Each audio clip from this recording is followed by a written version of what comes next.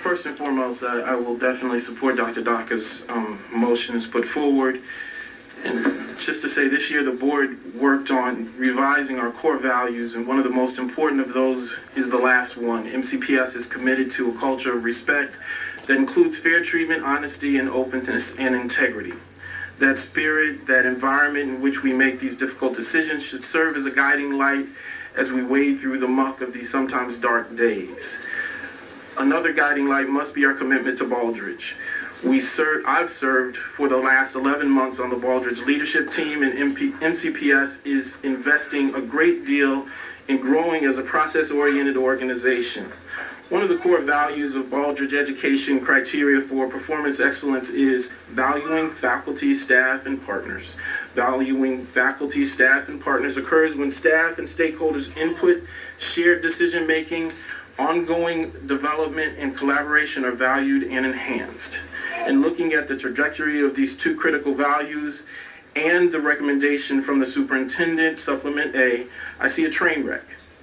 The suggested process to gather community input on the superintendent's recommendation to consolidate Montgomery Elementary with Poolesville Elementary, in my opinion, conflicts in all the wrong ways with both the board's core values and the Baldrige core values and best practices.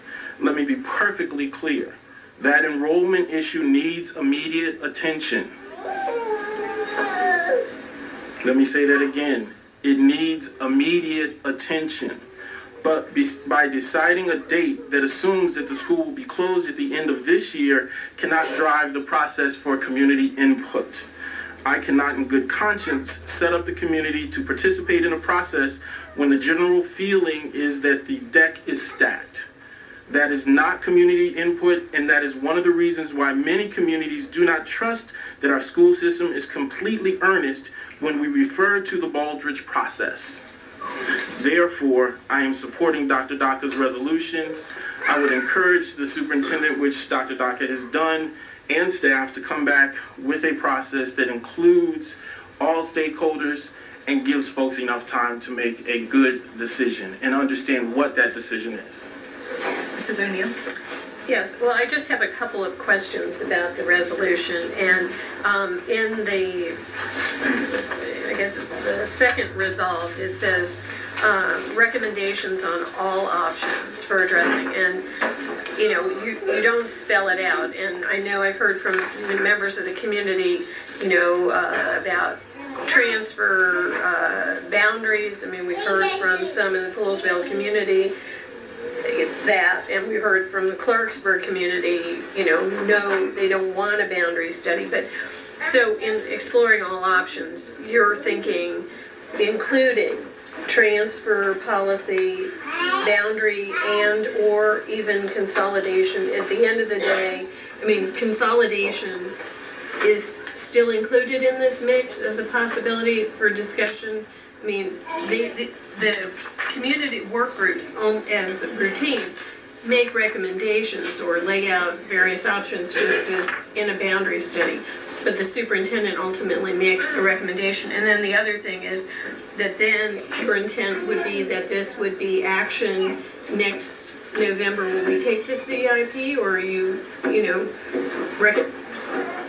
thinking of something outside of the normal CIP process? I mean, you know, you see it's written as, you know, making a recommendation to the board in June.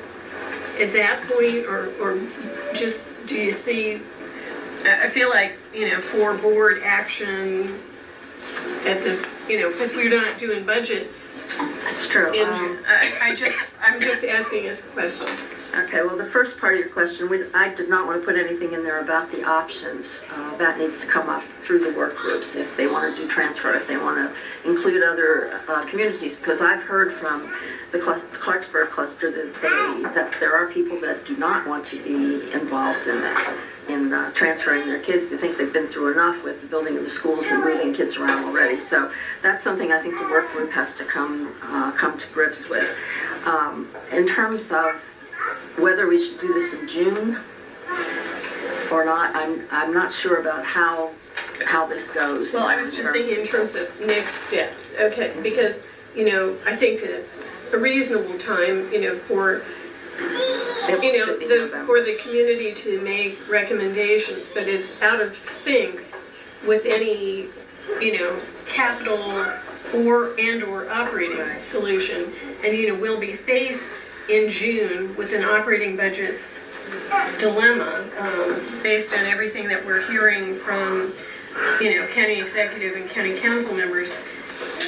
So the intent would be not for this school year, but for the following year. So it would be for action as part of the board CIP action a year from now, next November. Is that? I think that makes sense. Mr. Kaufman? Well, I'm pleased to support the alternative resolution proposed by Dr. Daca, and I'll associate myself with Mr. Barkley's comments. I think this is about community involvement. It is about fair treatment to the community and our processes. It is about a culture of respect, and I think that what we were hearing overwhelmingly from the folks in the Poolsville cluster is they felt that the superintendent's recommendation didn't afford them appropriate respect.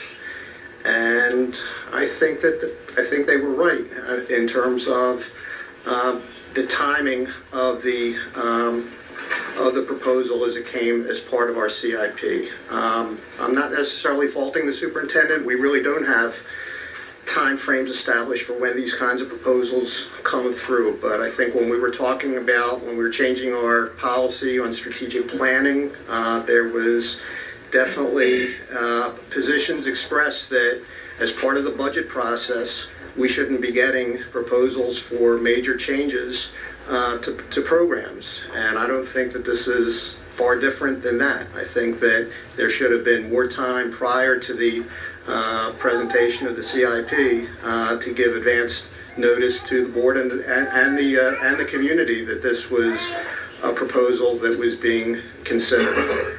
I think we do have to concern ourselves with how we deal with our communities. I mean, you know, we talk about, you know, 70% of the folks out in Montgomery County don't have kids in the school and 30% do. And I think we have to be concerned with how we treat the 30% that do, because we ask those folks to advocate for our budget, and we ask them to advocate in a lot of venues and fight for us. And if we disrespect them, then it's hard to really ask for their help when times are tough. I do appreciate the savings that were associated with the superintendent's recommendation, and I do not trivialize, you know, the $1 million. I know folks have said, well, it's $1 million in a $2 billion budget. It's a drop in the bucket, but I know that we are going to be, you know, when we discuss our budget, those are the kinds of dollars that we're going to be fighting over, and less than that in terms of cuts here and cuts there. So I don't think that it is insignificant, the savings that were that were expected to be had by the closing of Monocacy, if that was the way we went. But I think there's more to it than that.